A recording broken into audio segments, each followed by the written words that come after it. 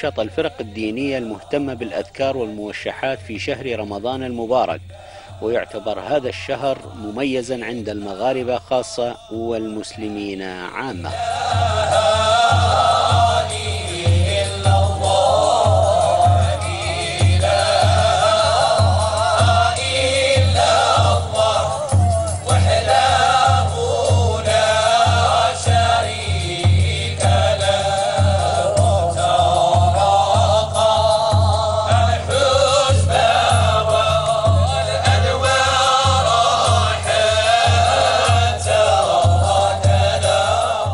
مهرجان دولي يعنى بأهل الله المتصوفة بإنشاد الزوايا والتكايا، وكان نعتبروه فرصة للتلاقح والتلاقي مع الفرق الأخرى، ما دام التصوف تصوف محبة، تصوف تعايش ما بين الحضارات وما بين الأمم. يا مؤمن تقول لولي الله لا إله إلا الله، لا إله إلا الله، لا إله إلا الله، يا ربي خذ بيدي الله تحت بايت فلا تكلني يا سلامي من نفسي وجنسي واشكرنا بما خلاني الله. لا إله إلا الله، لا إله إلا الله، لا إله إلا الله، يا ربي خذ بيدي الله. وليس يلحق عبد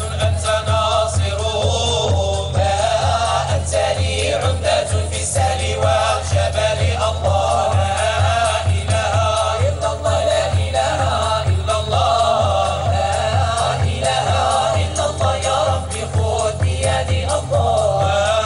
قد تحيرت في أمري فخذ بيدي، فلا تحول لي عن نورك الأول الله. لا إله إلا الله، لا إله إلا الله، لا إله إلا الله، يا ربي خذ بيدي الله. صلى عليك إله العرش ما ضاع، شمس الحقيقة بالأسماء والفعال الله. لا إله إلا الله، لا إله إلا الله، لا إله إلا الله، يا ربي خذ بيدي الله.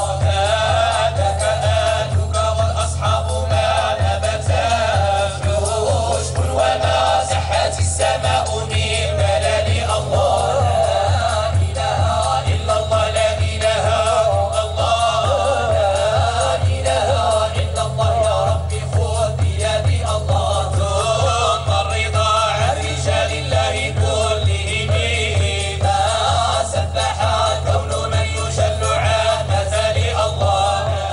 بعد صلاة التراويح تجد الكثير من الأماكن تحيي حفلا دينيا مليئا بالروحانيات، فتجد الكبير والصغير والمرأة والرجل ومن مختلف الأجناس تهوي إلى أماكن الذكر. دنيا وأخرى ولا تكلنا للعمل الله. لا إله إلا الله، لا إله إلا الله، لا إله إلا الله، يا ربي خذ بيدي الله. واغفر لوالدينا الزلات أجمعها والمسلمين بفضل منك يا أزلي الله. لا إله إلا الله، لا إله إلا الله، لا إله إلا الله، يا ربي خذ بيدي الله. لا إله إلا الله، لا إله. رمضان هو موسم الذكر بامتياز، كتكون هناك مجموعة ديال المشاركات وديال الليالي وديال السمر في القرآن الكريم، السمر بالأمداح النبوية والسماع الصوفي، كتكون مناسبة لتداول مجموعة الأشعار خصوصا التي تحتفي بشهر رمضان والتي تحتفي بالصوم كأحد ركائز الإسلام. صلى الله على الهاشمي الممجد طه، صلى الله على الهاشمي الممجد طه، من لا خلق الله في السماء ولا في الأرض بحاله. أحمد مولى التاج، أحمد مولى التاج، باسمك يا رحمن يا رحيم حلانا بنهار. وابناها بسلوك التبان والجواهر تشرق بجمال والطور الوهاج ومديح المختار راحت في روحي ومناها ومديح المختار راحت في روحي ومناها ديني ومذهبي وملتي خالص ناديها له بمداخل المهاج صلى الله عليه ما شرات الشمس ضياها صلى الله عليه ما شرات الشمس ضياها وما غسق الليل والفجر بعد الفجر رحاله وكواكب الابراج يا زين الخلائق يا زين الخلائق يا زين الخلائق يا عين الحقيقة يا عين الحقيقة لا إله إلا الله لا إله إلا الله لا إله إلا الله يا الواحد يا ربي لا إله إلا الله سبيت عاشق سبيت عاشق سبيت عاشق من نفس رقيقة يتم اختيار الأصوات المصدحة بالأنشاد والابتهالات الدينية من زوايا الأذكار التي تقوم هنا وهناك في التراب المغربي. الواحد يا ربي لا إله إلا الله حققت الحقائق حققت الحقائق حققت الحقائق وكانت واثقة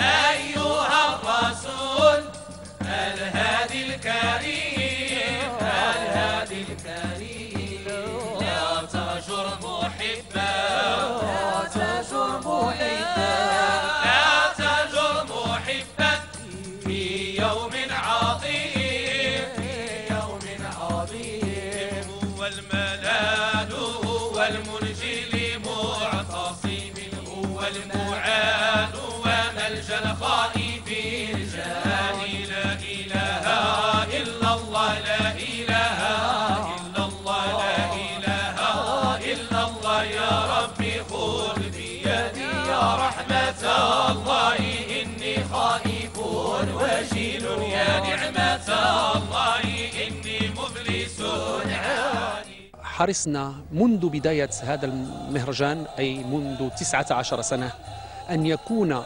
للذكر والسماع الصوفي حضور قوي، وننظم كل ليلة بهذا الفضاء الجميل لقاء مع إحدى الزوايا الصوفية من المغرب وكذلك من خارج المغرب لنبرز هذه الألوان المتنوعة من السماع ومن الإنشاد الديني الذي له ذلك الأثر البليغ على روح الإنسان وعلى وجدانه تفاعلا وطربا.